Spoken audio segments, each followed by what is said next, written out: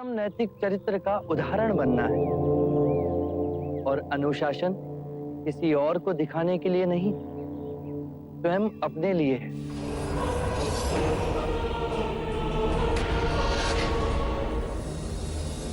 इतना अहंकारी स्वयं को बुद्ध घोषित कर रहा है। साधु वेदों को नहीं मानता और पुराण को सर्वथा अवास्तविक बताता है। क्यों ना हम अपने शत्रु के विरुद्ध एक नया शत्रु पैदा करें। हमारे महाराज बिंबिसार का पुत्र युवराज अजात शत्रु। यदि सद्धर्म का मार्ग मिले तो केवल मुझे नहीं, वो सबके लिए उपलब्ध होना चाहिए। और अंत में मेरी भयानक परीक्षा हुई। काम, क्रोध, माया, वासना, तृष्णा मेरे सामने कई रूपों में आए,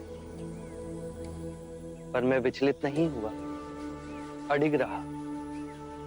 मैंने संकल्प लिया, प्राण जाए या परम सत्य उपलब्ध हो,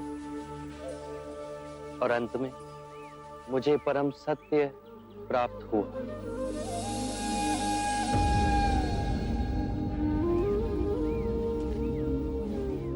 हे पुरुष बुद्ध, मुझे उस मार्ग पर पहला पग रखना तो सिखाओ। कारण और प्रभाव की सूक्ष्म और अदृश्य श्रृंखला से पूरी सृष्टि बंधी। यदि तुम अच्छे कृत्य करोगे तो ताल की लहरों की तरह जन्म जन्म उसकी तरंगे तुम्हारे जीवन को कंपित करेगी, तुम्हें बौद्धित्व तक पहुंचाएगी। उसी के विपरीत यदि तुम बुरे कृत्य करोगे तो उसकी बेड़ियां जन्मों तक तुम्हें बांधेगी और घसीटती जाएंगी। पर जहां खड़े हो, जिस क्षण में हो, यदि उस क्षण में स्थिर हुए, शांत हुए, तो तुम अपने अंदर एक मध्य बिंदु को पाओगे, जिसे ना दुख होता है ना सुख, जो इस कार्य कारण सिद्धांत की पूरी श्रृंखला को तोड़ के तुम्हें परम सत्य से जोड़ता है।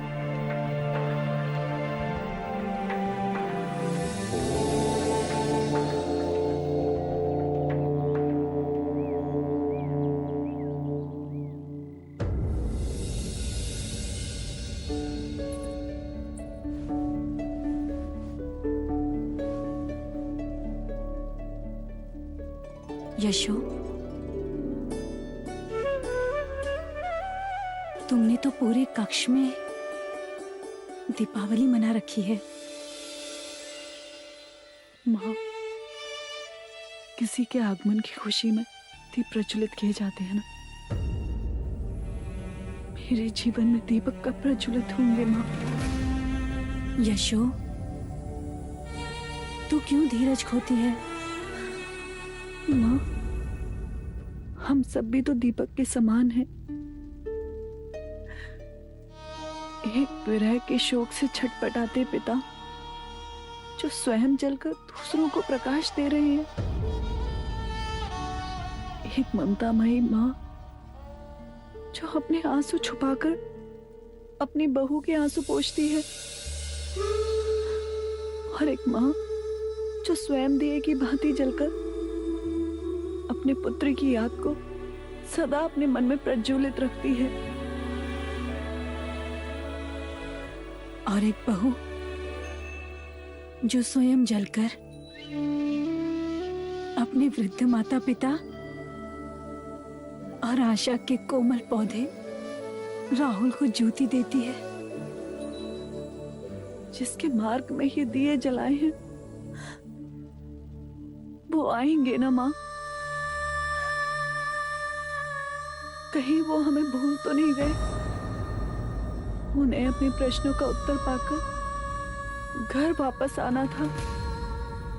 दिन पर दिन बीतते जा रहे हैं, ना तो उनके आने का कोई समाचार आया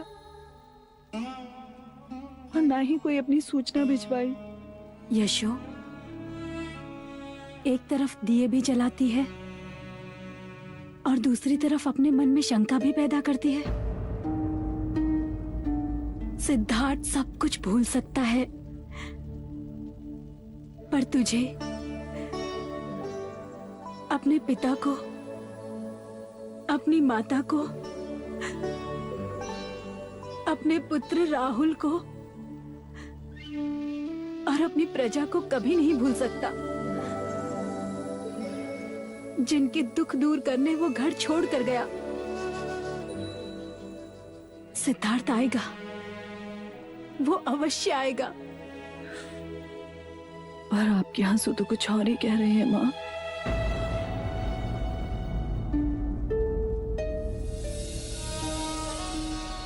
और कितनी प्रतीक्षा करूं माँ? कब तक दिए की भांति दिन रात जलती रहूं?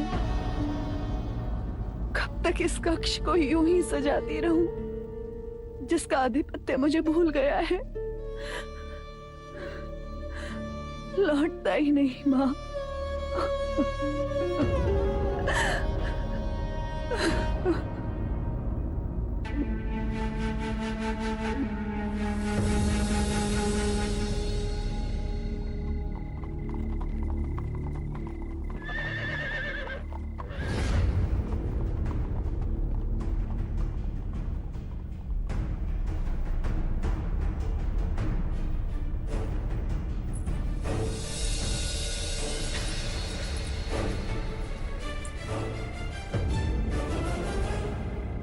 इस समय महल से बाहर कौन जा रहा है?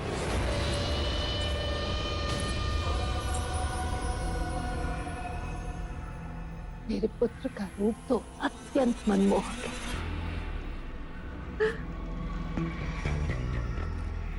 मेरी बुद्धि की दाद नहीं दोगी माँ? अरे मेरे होनहार पुत्र, क्या दाव खेला है तूने? नंद को ही महाराज के विरोध कर दिया। एक तीर से दो शिकार।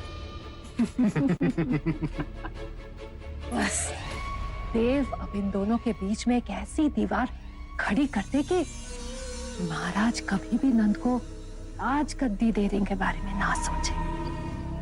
महाराज नंद को राजगद्दी दे भी दे तो क्या, इसके बाद नंद रहेगा तो मेरे हाथों की कठपुतली बनकर ही। रंग भवन की लत एक बार से लग गई तो राजकाज सब भूल जाएगा।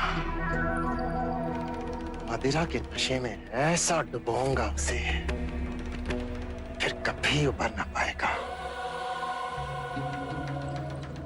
वासनाओं के धागे से ऐसा बांधूंगा उसे गणिकाओं के साथ, फिर उसका पतन निश्चित है।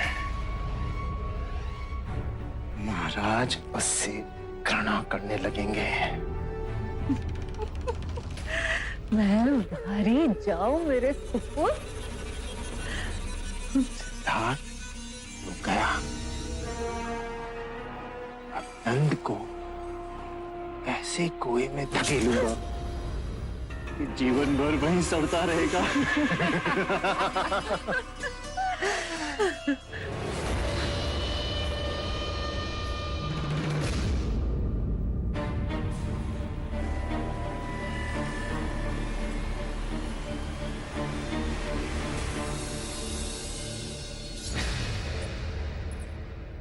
तुम दोनों बाहर जाओ।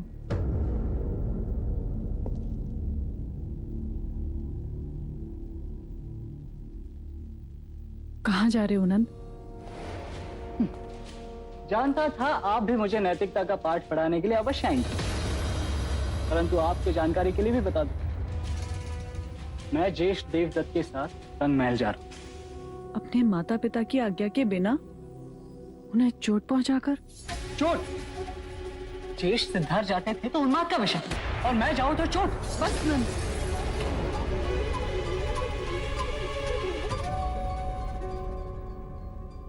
किस मुंह से तुम अपने ज्येष्ठ से अपनी तुलना कर रहे हो?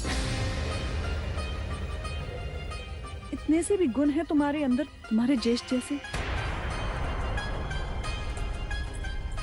इस दर्पण में देखो, ये आंखों में झांको और पूछो, उत्तर तुम्हें स्वयं मिल जाएगा। ठीक है, मान गया मैं उनके जितना उच्च नहीं। प्रश्न ऊंच नीच का नहीं है। तुम्हारे ज्येष्ठ को सन्यासी होने का विचार काफी कम उम्र में आया। क्या सपने में भी तुम्हें ये विचार आया? अपने माता पिता की मनोस्थिति को समझो, उनकी चेष्टा थी कि तुम्हारे ज्येष्ठ विलासी बने, जिससे सन्यासी होने का विचार उनके मन से धीरे धीरे समाप्त हो जाए। और जिन गणिकाओं के मुंह के पल्लू में बंधकर तुम सर्वनाश की ओर जा रहे हो, ऐसी कितनी सुंदर प्रवीण गणिकाओं ने तुम्हारे ज्येष्ठ को रिझाने की चेष्टा की, वो नहीं रिझी।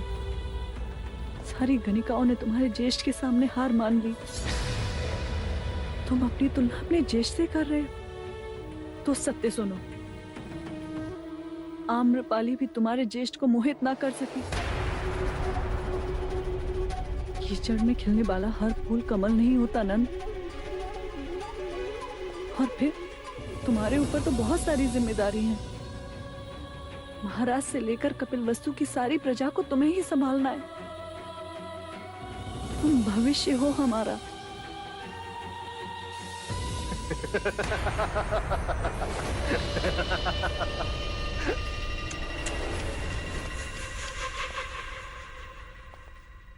अब इतना भारी बोझ भी नंद के कमजोर कंधों पे मत डाल कि उसे उठा भी न सके। और तुम तो इस बेचारे को ऐसे डरा रही हो जैसे इसने कोई बहुत बड़ा पाप किया हो। केवल एक व्यक्ति इस राजमहल का मुझे बताओ जो रंग भवन न गया।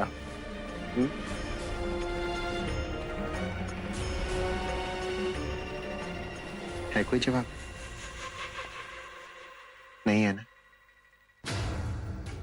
तो नंद क्यों ना जाए?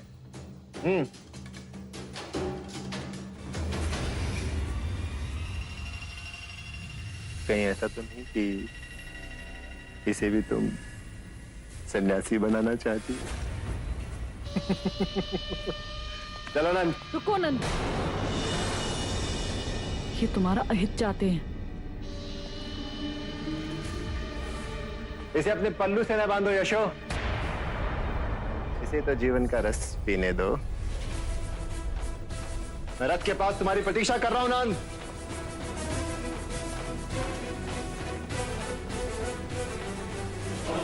नंद,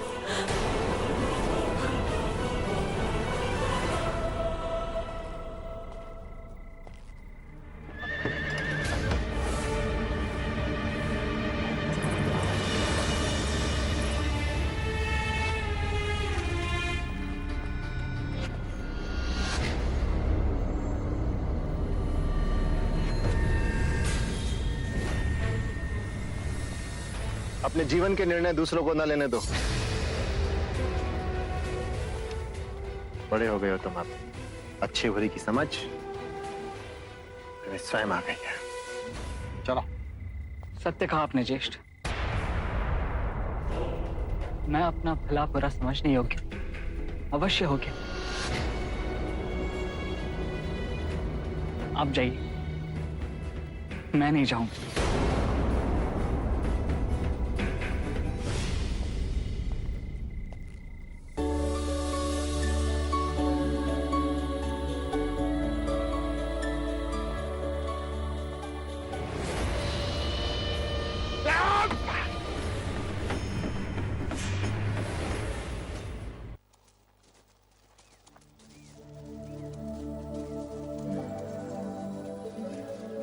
अरे वाह, मस्त।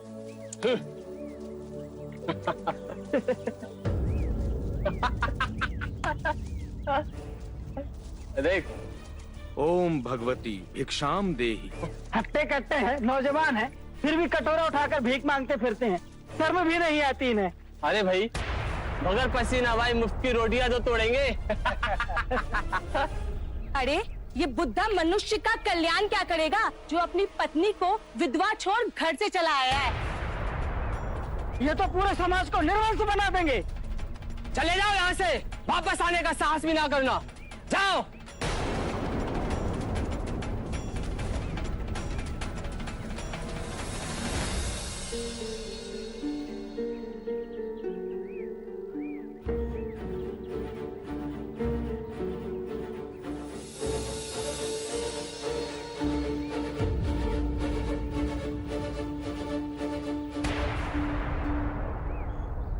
राजगृह वालों ने भिक्षा नहीं दी।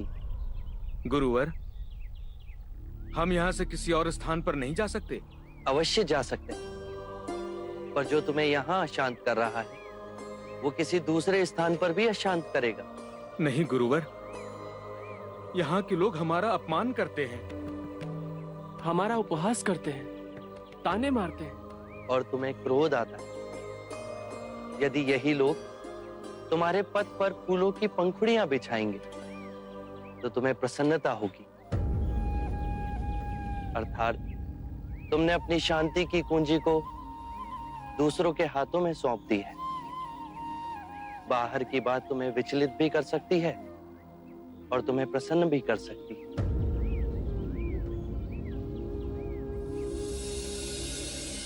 गुरुवर, हमसे ही भूल हुई। यदि बाहर के कारण दुख और क्रोध हमारे मन में है तो हमने ही मन से आपके संदेश को ग्रहण नहीं किया है।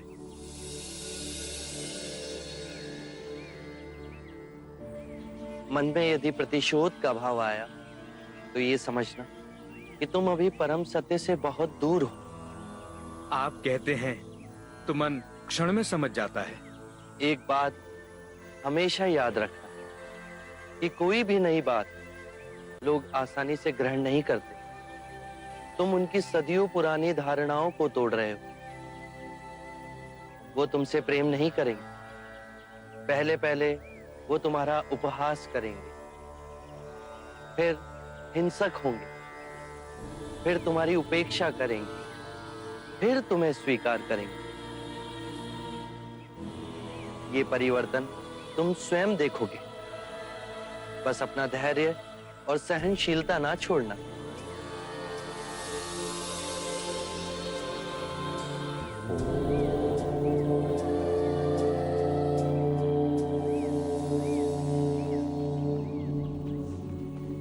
प्रणाम गुरुदेव।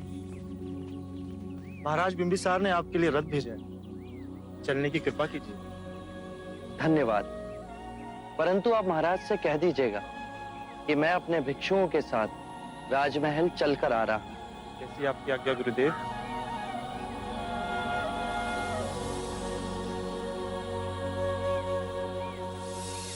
मेरा बच्चा, मेरा बच्चा।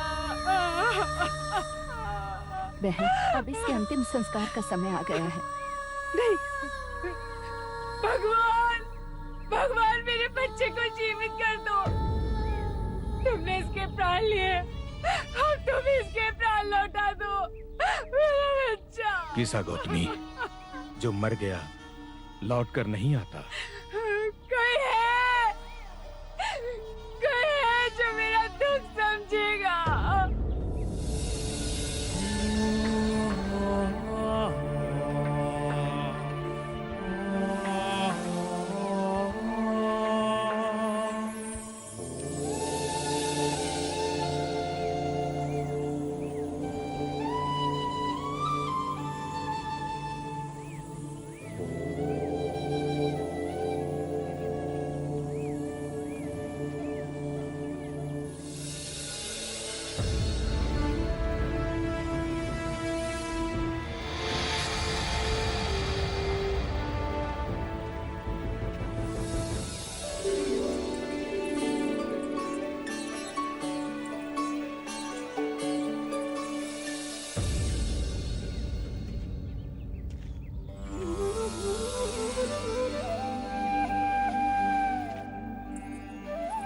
महारानी, बुद्ध आ गए हैं।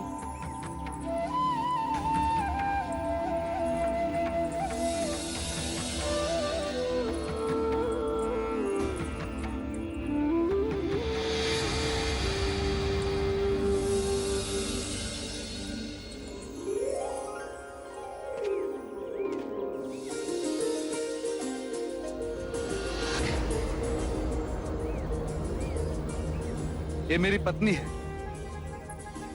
महारानी वैदी। ये मगध के कुलगुरु, सभ्यता और संस्कृति के धरोहर,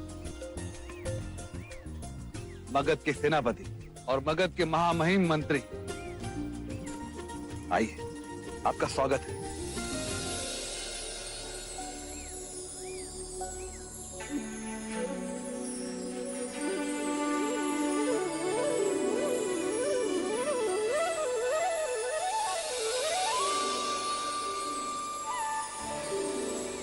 क्या भोजन हेतु आसन ग्रहण करें?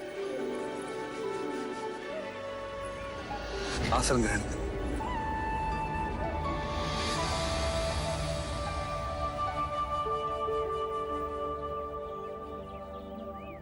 मैं आप सभी से विनती करता हूं कि आप भोजन हेतु आसन ग्रहण करें।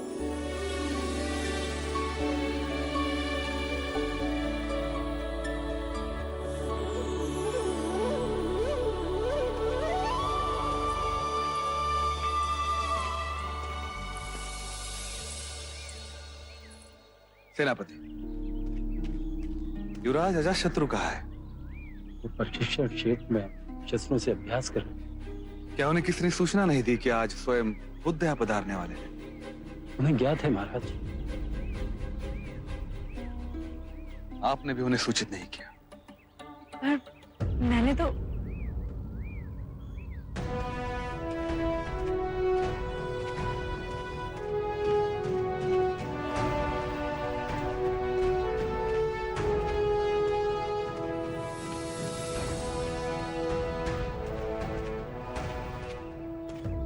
कि मेरा पुत्र अजातशत्रु है।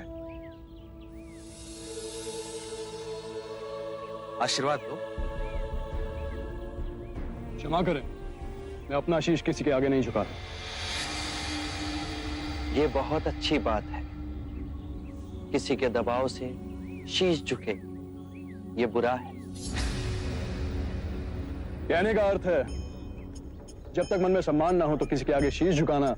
परेशान ना हो, मैं समझ गया। फिर कोई विशेष उपलब्धि भी तो होनी चाहिए। शस्त्र विद्या में निपुण हो? कभी अपने हाथ से तलवार बनाई है? मैं युवराज हूं, मैं तलवार क्यों बनाऊं? हाँ, युवराज शस्त्र बना सके ये तो आवश्यक नहीं,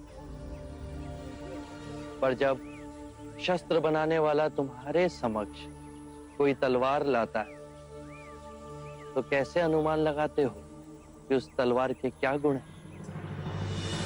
उसकी धार को देखकर, उसे चला उसकी चपलता मापकर। अर्थात किसी भी बात का परीक्षण किए बिना तुम नहीं मानते? जी। यदि धूप खिली हो तो उसकी ऊष्मा कैसे नापते हो? कहना कठिन है। सरल है, बहुत सरल। जिसे जितनी धूप की आवश्यकता होती है वो अपने स्वभाव के अनुसार उसे ग्रहण कर लेता है। घास का तिनका अपने अनुसार, सूरजमुखी अपने अनुसार और ताड़ का वृक्ष अपने अनुसार। ताड़ का वृक्ष तो ऊपर और ऊपर उठता है सूर्य की किरण को पाने के लिए। तुमने एकदम सही पहचाना। इतना शक्तिशाली, इतना विशाल ताड़ का वृक्ष ऊपर की ओर ही उठता है, अर्थात ऊपर उठना प्रकृति का नियम है।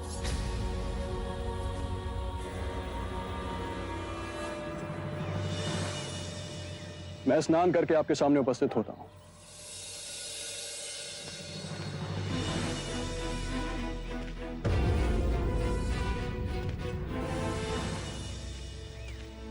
ना समझ है उसकी ओर से मैं आपसे क्षमा मांगता हूं। इसकी निर्भीक बातों ने मुझे प्रभावित किया।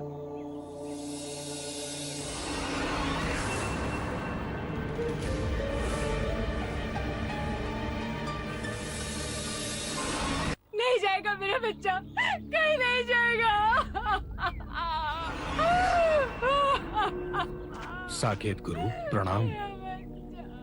इस पगली को समझाइए, बच्चे का क्रियाकर्म करना है और ये अपने बच्चे को छाती से चिपकाए हुए है, छोड़ते ही नहीं।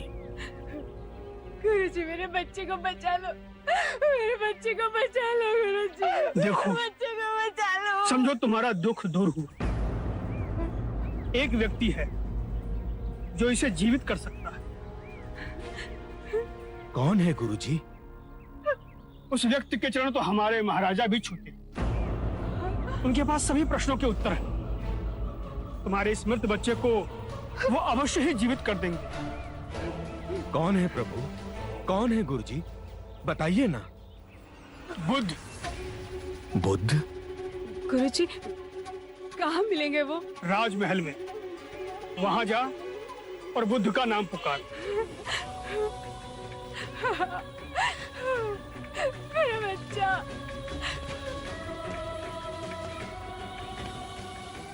अगर सच में वो पहुंचे हुए महात्मा हैं, तो गौतमी के बच्चे को अवश्य जीवित कर देंगे।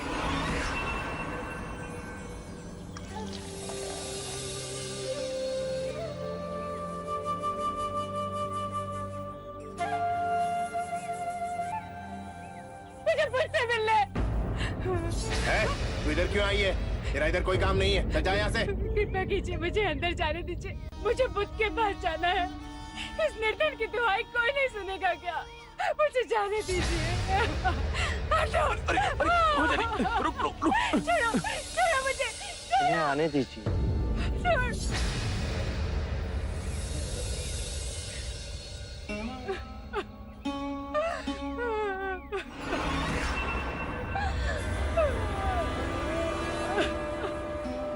मैं बहुत आशा लेके आई हूँ आपके पास।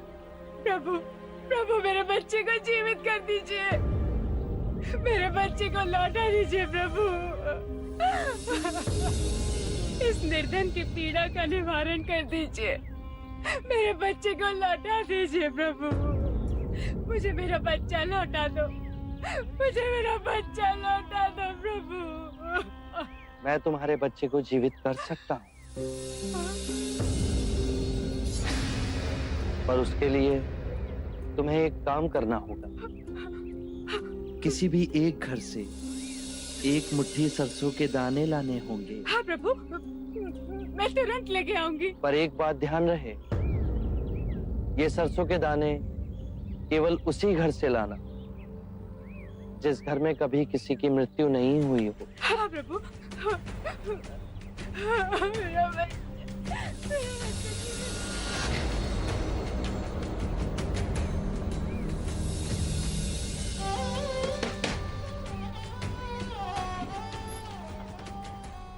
एक मुट्ठी सरसों का दाना मिलेगा? हाँ अवश्य मिलेगा।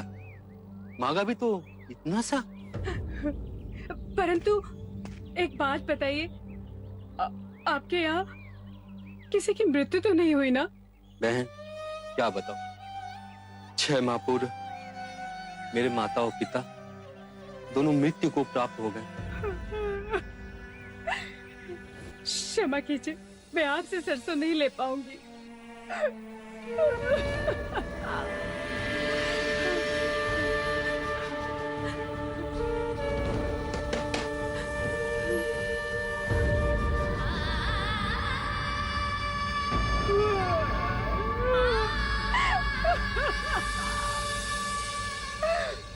मेरी पत्नी का देहांत हो गया। मेरा युवा पुत्र मर गया। मेरा पुत्र मेरी बहू दोनों मर गए। मेरी बीवी, मेरा बच्चा सब बाढ़ में बह गए।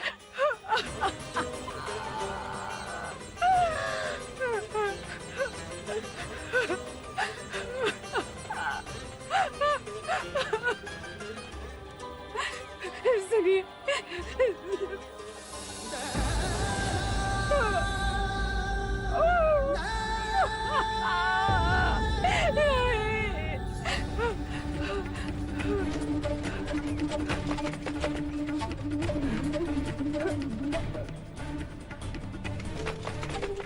खोलिए, कोई है?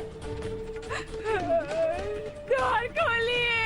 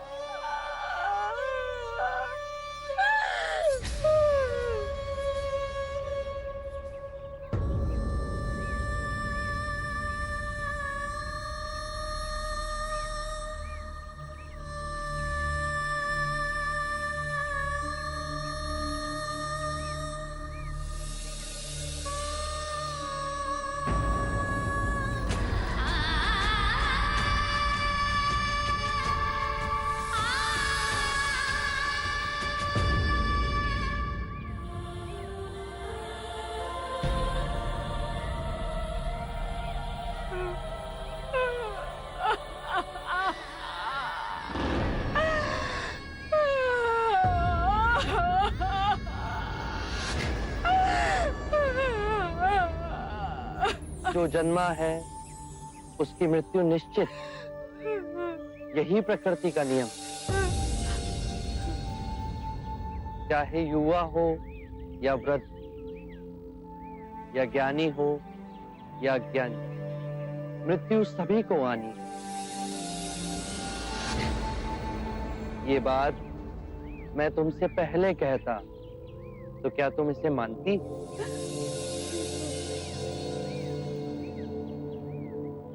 चंद्रमा हर रात्रि आकाश में यही परम सत्य दर्शाता है।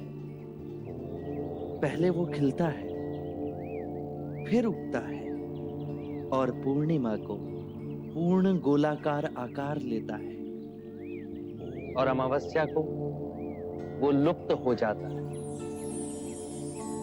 परंतु वो लुप्त नहीं हुआ, वो केवल अप्रगट हुआ। तुम्हारा पुत्र अभी जीवित है, परंतु तुम्हारे अंतर में। हाँ, उसकी अटखेलियां, उसका बालपन। तुम शांत हुई तो समझ सके। परम सत्य ये है कि जब तक सृष्टि रहेगी, दुख मनुष्य के साथ छाया की तरह चलेगा। इस दुख का कारण है वस्तु से स्वयं को बांधना, ये जानते हुए कि वस्तु क्षणभंगुर है। प्रभु, प्रभु इससे मुक्ति कैसे पाए? मुक्ति के लिए विवेक जगाना आवश्यक है। जो आए, चाहे दुख की सूचना या आनंद की परछाई, स्वयं को इन दोनों के बीच स्थिर करो। इस मार्ग पर चल दुख के बंधन टूटेंगे और परम सत्य की उपलब्धि होगी। और जब तुम्हारे अंतर में ये चेतना जागेगी तो तुम पाओगे कि जन्म मरण, मिलन वियोग दो नहीं, एक ही है।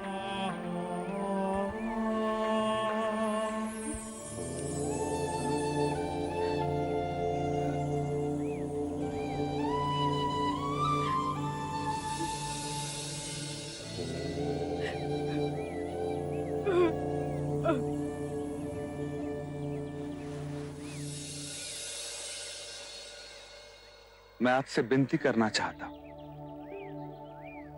क्या मैं आपको एक तुच्छ भेंट दे सकता हूं? आप तो सभी बंधनों से मुक्त हो गए हो, किंतु ये भेंट मुझे आपसे बांधे रखेगी। मगध के मुख्य द्वार के पास बांस का कुंज है, वेलुवन उसका नाम। मुझ पर उपकार करके इसे आप ग्रहण करें। मेरी ओर से आपको और आपके भिक्षुओं को एक तुच्छ उपहार है। आभार आपका। हम वर्षा ऋतु के 4 मास वहीं रहा करेंगे।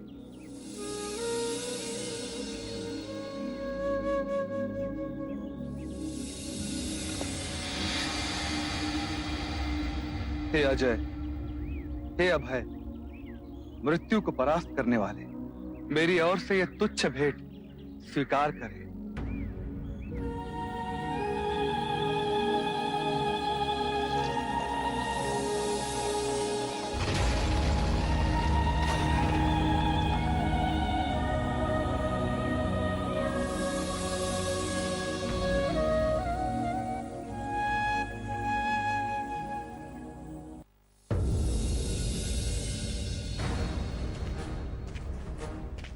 देवदत्त ने सारी सीमाओं का उल्लंघन कर दिया। महाराज, आप क्रोधित ना हो, उसे मूर्ख समझ के क्षमा कर दीजिए। मैं उसे समझाऊंगा। क्या समझाओगे उसे? समझाने से कभी माना है? आपने मुझे बुलाया महाराज? तुमने तो लाज लज्जा सब छोड़ दी है देवदत्त। मैंने? महाराज उस रात तुम्हारा अनुकरण कर नंद मदिरा में धुत था। बेहोश मनुष्य से बात करना मूर्खता है, इसलिए मैं चुप बैठा। एक बार तुम भी मदिरा के आवेश पे हमारे सामने अशिष्टता कर चुके हो देवदत्त, और तब भी तुमने सिद्धार्थ का नाम लिया। तब भी मैंने तुम्हें बुद्धिहीन समझकर क्षमा कर दिया था। पर महाराज मैं मेरी बात ध्यान से सुनो। ये हमारी तुम्हें अंतिम चेतावनी है। इसके पश्चात हमारे सामने स्वयं नंद को अथवा राज परिवार के किसी भी युवराज को लेकर पक्षपात किया, उसका बहुत बड़ा दंड तुम्हें भुगतना होगा।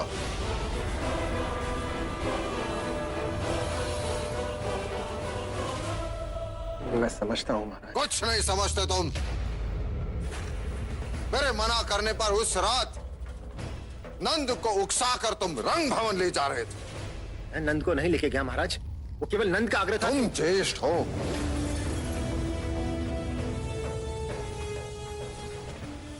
कल यदि वो कहे कि मुझे कुएं में ढकेल दो तो तुम उसे कुएं में ढकेल दोगे। इसके पश्चात नंद रंग भवन नहीं जाएगा। यदि वो गया तो उसका उत्तरदायित्व तुम्हारा होगा। निर्लज्ज! उन्हें अच्छे गुण तो न सिखा सका तो अपने अवगुण सिखा रहा हमारे नंद को। क्षमा मांग महाराज से, और दोबारा ऐसा नहीं होगा इस बात का वचन भी दे।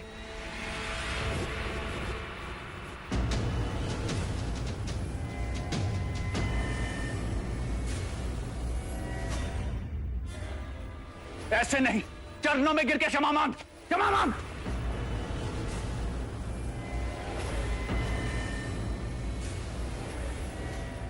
बस देवदत्त, बस।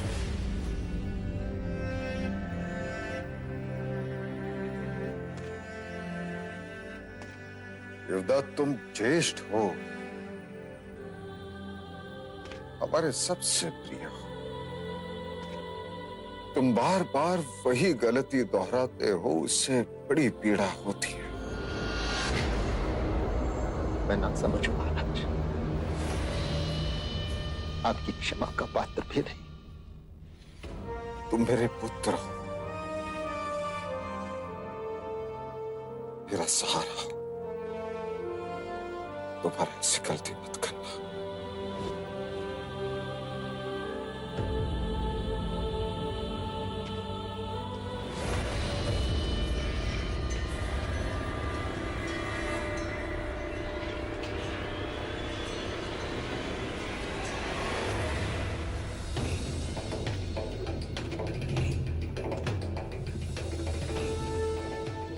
अपमान के इस घूंट को पी जाओ देवदत्त।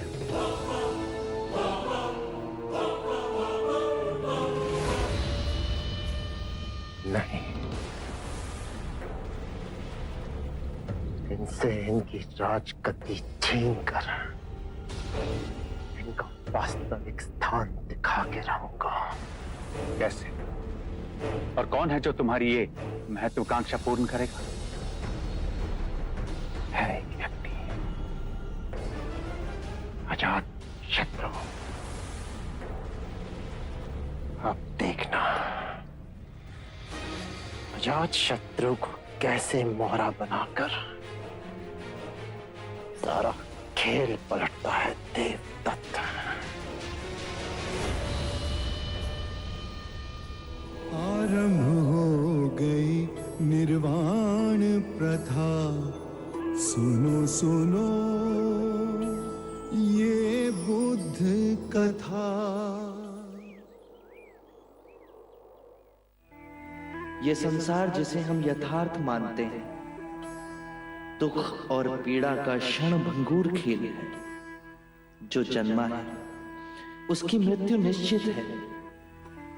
यही सृष्टि का नियम है।